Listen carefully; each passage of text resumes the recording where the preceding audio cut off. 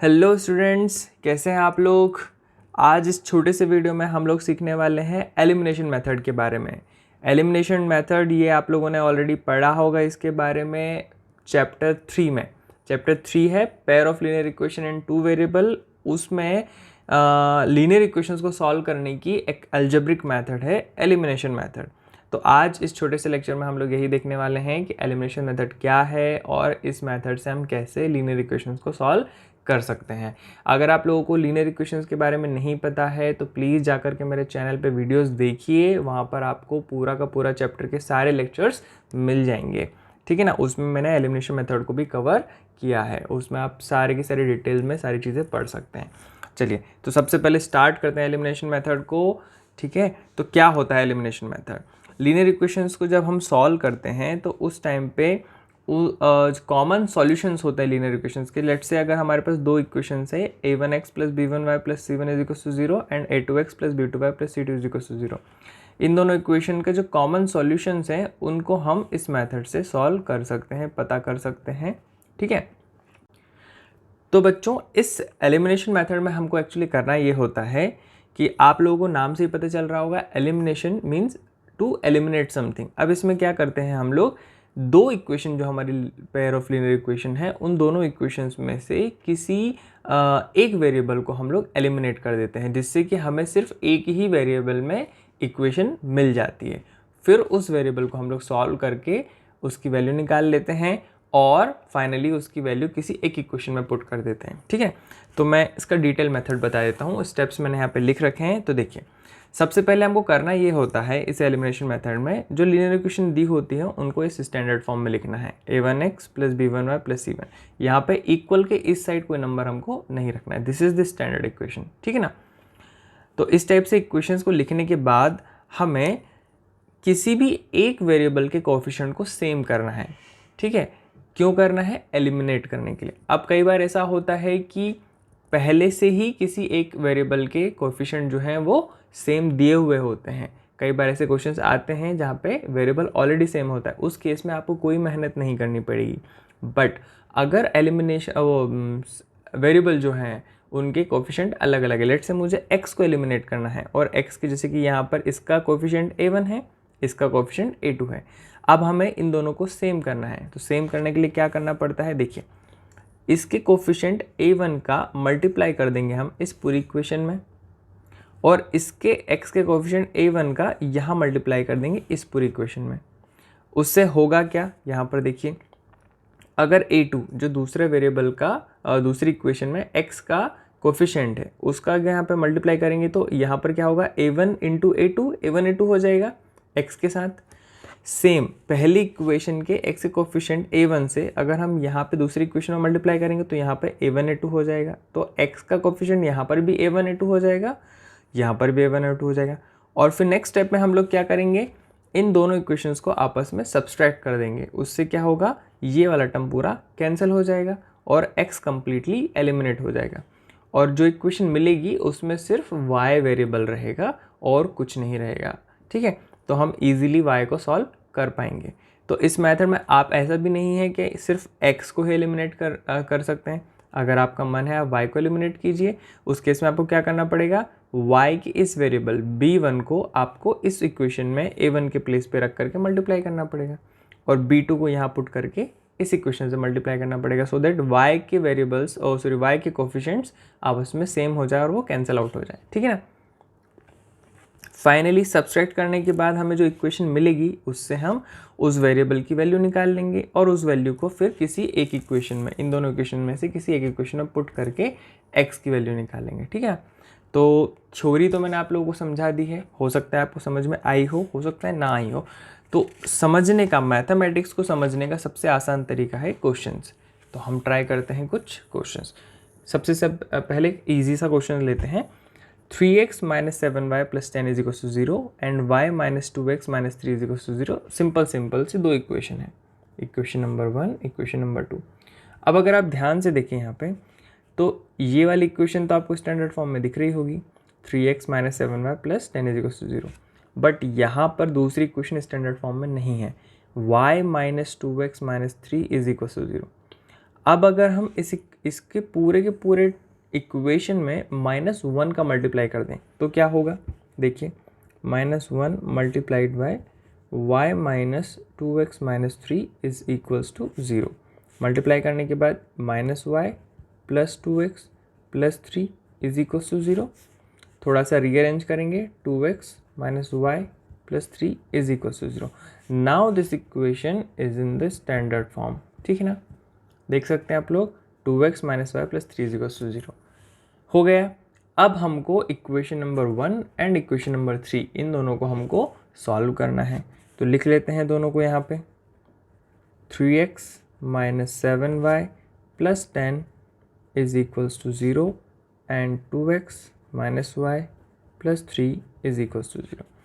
अब यहाँ पर ध्यान से देखिए, अगर मुझे x को एलिमिनेट करना है तो यहाँ पे x का कोफिशिएंट 3 है, यहाँ पे x का कोफिशिएंट 2 है।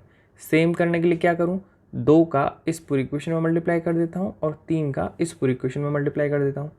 करते हैं, चलिए 2 इंटू 2 जो दूसरे वाले इक्वेशन के x का कोफिशिएंट है उसका मल्टीप्लाई कर रहे हैं इस पूरी इक्वेशन में।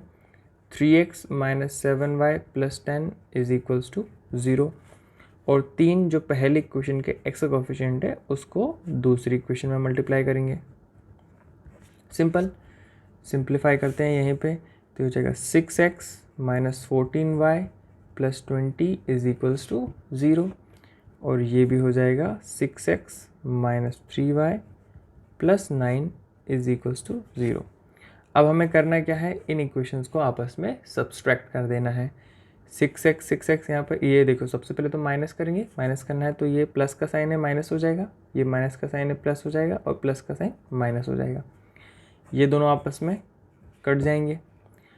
Minus 14y plus 3y answer आएगा minus 11y plus 20 minus 9 answer आएगा plus 11 is equals to 0।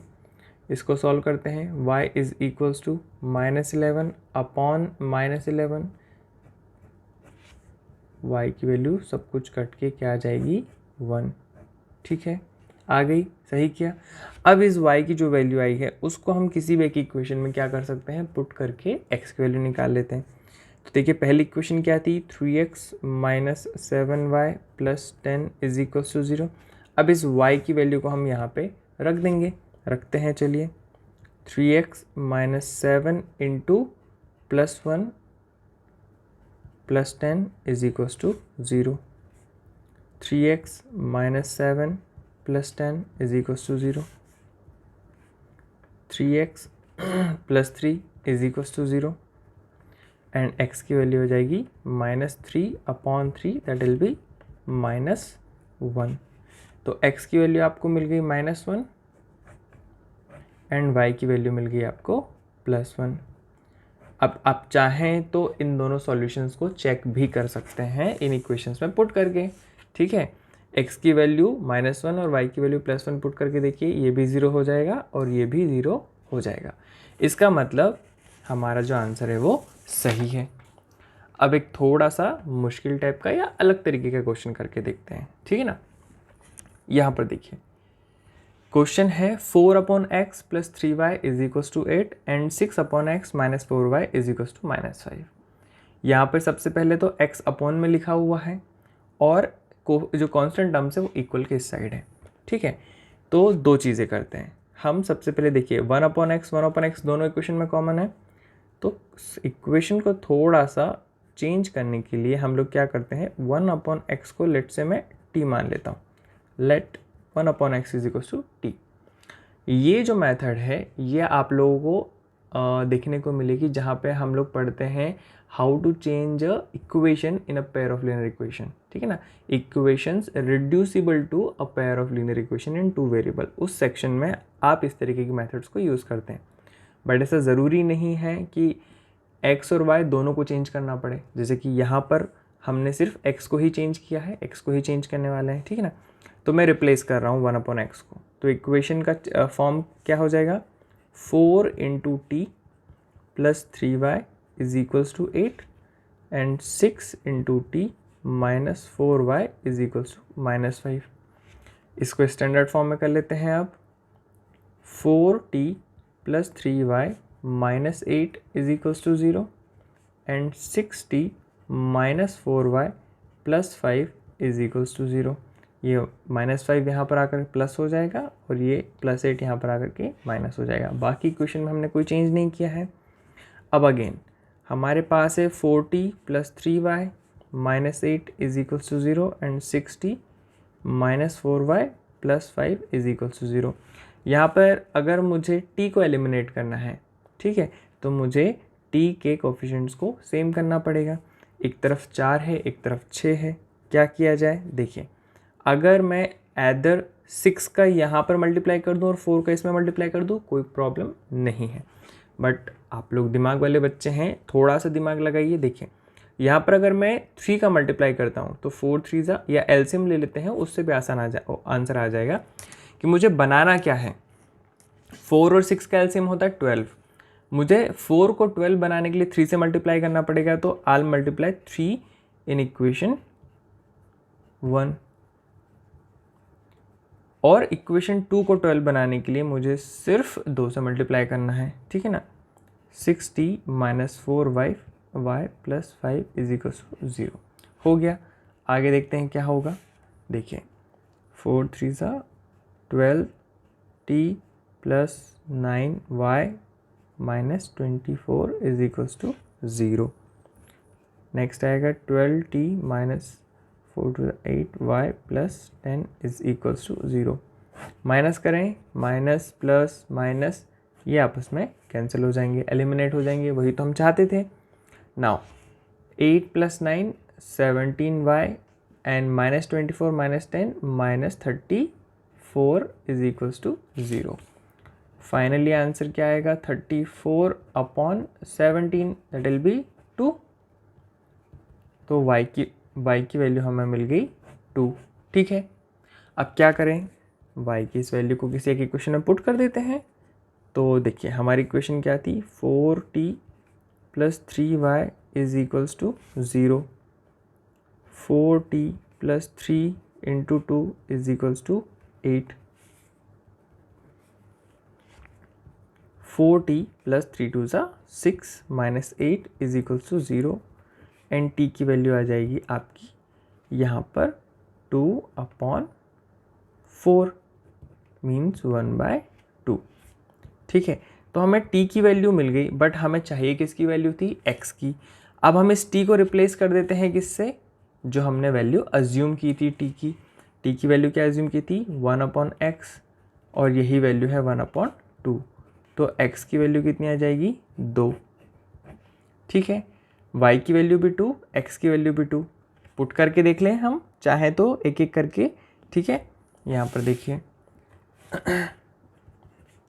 4/2 plus 3 into 2, क्या ये 8 आता है, देखिए 2 3 2 6 is equals to 8। Yes, it is correct. इसका मतलब ये सही है हमारा आंसर। दूसरी क्वेश्चन में हम चाहे तो पुट करके देख सकते हैं इस वाली में, 6/2 minus 4 into 2 is it equals to -5। देखिए 3 minus 8 is equals to -5। Yes, it is -5। Means हमारा जो आंसर है वो सही है और उसको हमने चेक भी कर लिया है, ठीक है। तो इस तरीके से हम लोग क्या कर सकते हैं, एलिमिनेशन मेथड को यूज़ करके किसी भी लीनियर इक्वेशन को सॉल्व कर सकते हैं, या कोई भी ऐसी इक्वेशन जो लीनियर इक्वेशन में कन्वर्ट की जा सकती है, जैसे कि ये वाला एग्जांपल। उन सारी इक्वेशंस को हम लोग इस मेथड से सॉल्व कर सकते हैं। और ये मेथड मेरे ख्याल से दोनों मेथड, जो एलिमिनेशन एंड सब्स्टिट्यूशन मेथड है, उसमें elimination method is easier than the substitution method, ठीक है। तो अगर इस मेथड में आपको और कोई डाउट हो तो प्लीज़ मुझे कमेंट में बताइए। और अगर आपको ये वीडियो अच्छा लगा है, अगर आप यहाँ तक देख रहे हैं, इसका मतलब डेफिनेटली आपको पसंद आया होगा, तो प्लीज़ हमारे चैनल को सब्सक्राइब कीजिए और आपके फ्रेंड्स को भी सजेस्ट कीजिए, सो दैट हमें थोड़ा सा हमारा मोटिवेशन हमें मिले आप लोगों के सपोर्ट का। Thank you so much. चलिए मिलते हैं अगले लेक्चर में।